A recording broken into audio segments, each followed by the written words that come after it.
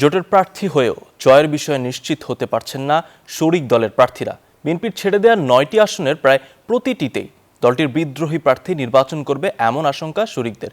বিদ্রোহীদের অনেকেই স্থানীয়ভাবে বেশ জনপ্রিয়, তাই নির্বাচনের ফলাফল কি হবে এ নিয়ে দুশ্চিন্তায় আছেন ছোট দলের বড় নেতারা। শাহ আলী জয়ের রিপোর্ট।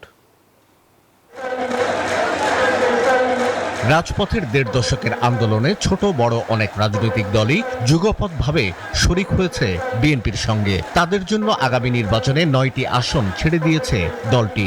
এই ৯ আসনে শরিক দলগুলোর প্রার্থীরা নির্বাচন করবেন নিজস্ব দলীয় প্রতীকে।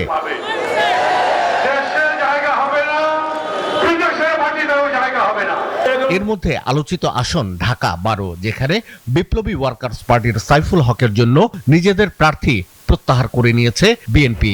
প্রাথমিকভাবে এখানে ঢাকা মহানগর উত্তর বিএনপির সাবেক আহ্বায়ক সাইফুল আলম নীরবকে মনোনয়ন দেওয়া হয়েছিল। তবে নীরব স্বতন্ত্র নির্বাচনের জন্য মনোনয়ন দাখিল করায় দল থেকে তাকে বহিষ্কার করে বিএনপি। তিনিও যেহেতু বিএনপির একজন পরখাওয়া সংগঠক, পরখাওয়া নেতা, তিনি বিএনপির সিদ্ধান্তের বাইরে তিনি যাবেন না, এটা আমি আশা করি। কারণ আপনারা আমাদের রাজনৈতিক সংস্কৃতির মধ্যে দল থাকলে ভাই ১০০তে ১০০, দল না থাকলে হিরো কিন্তু জিরো। একই পরিস্থিতি পটুয়াখালী ৩ আসনে, যেখানে জোট প্রার্থী নুরুল হক নূরের শক্ত প্রতিদ্বন্দ্বী স্বতন্ত্র প্রার্থী সাবেক ছাত্রদল নেতা হাসান আল মামুন। বিএনপি যারা করে কিংবা তারেক রহমানের নেতৃত্ব মানে, তাদের তো অবশ্যই দলের বাইরে যাওয়ার সিদ্ধান্ত নেই। শুধু বিএনপি নয়, অন্যান্য রাজনৈতিক দল আমার পাশে থাকবে বলে আমি বিশ্বাস করি।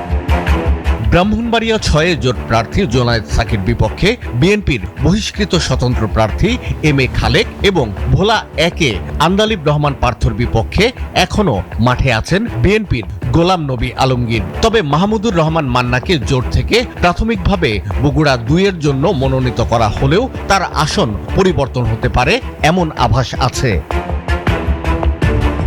সিলেট ৫, ব্রাহ্মণবাড়িয়া ২, নীলফামারী ১, নারায়ণগঞ্জ ৪, এই ৪টি আসনে নির্বাচন করবে জোট শরিক জমিয়াত উলামায়ে ইসলাম। এর মধ্যে ব্রাহ্মণবাড়িয়া ২ আসনে স্বতন্ত্র প্রার্থী হিসেবে লড়বেন বিএনপির বহিষ্কৃত নেত্রী রুমিন ফারহানা। পদ্মা সেতু, মেট্রো রেল এবং এলিভেটেড এক্সপ্রেসওয়ে নির্মাণের গর্বিত অংশীদার বসুন্ধরা সিমেন্ট। ঝিনাইদহ ৪ থেকে ধানের শীষ প্রতীক নিয়ে নির্বাচন করবেন বলে নিজ দল গণ অধিকার পরিষদ থেকে পদত্যাগ করেছেন দলটির সাধারণ সম্পাদক রাশেদ খান। এই আসনে স্বতন্ত্র নির্বাচনের ঘোষণা দিয়েছেন স্বেচ্ছাসেবক দলের কেন্দ্রীয় নেতা সাইফুল ইসলাম ফিরোজও। রাশেদের মতো আরও ৪ নেতা নিজ দল বিলুপ্ত করে অথবা পদত্যাগ করে ধানের শীষ প্রতীক নিয়েছেন। তাদের সবাইকেই মোকাবেলা করতে হবে বিদ্রোহী বিএনপি প্রার্থীদের। যে বিএনপির যতগুলো সেখানে সংক্ষুব্ধ গ্রুপ রয়েছে, ব্যক্তি রয়েছে, তারা আমাকে প্রকৃতপক্ষে ভোট দিবে আমি এটি মনে করি না। তারা ভোট দিবে বিএনপিকে। রাশেদ খান যে কালীগঞ্জে প্রতীক নিয়ে আসছে, সে কিন্তু কালীগঞ্জের ভোটারও না। আমরা এখানে তারেক জিয়া কেন, অন্য কোন জিয়ারে প্রতীক চিনি না, আমরা ফিরোজ ভাইরা চিনি। জোট শরিক অথবা বিএনপিতে যোগ দেয়া মোট ১৪ প্রার্থীর প্রত্যাশা। প্রার্থিতা প্রত্যাহারের জন্য দলের ভারপ্রাপ্ত চেয়ারম্যান তারেক রহমান দ্রুতই কথা বলবেন বিএনপির বিদ্রোহী প্রার্থীদের সঙ্গে। শাহ আলী জয়, নিউজ 24, ঢাকা।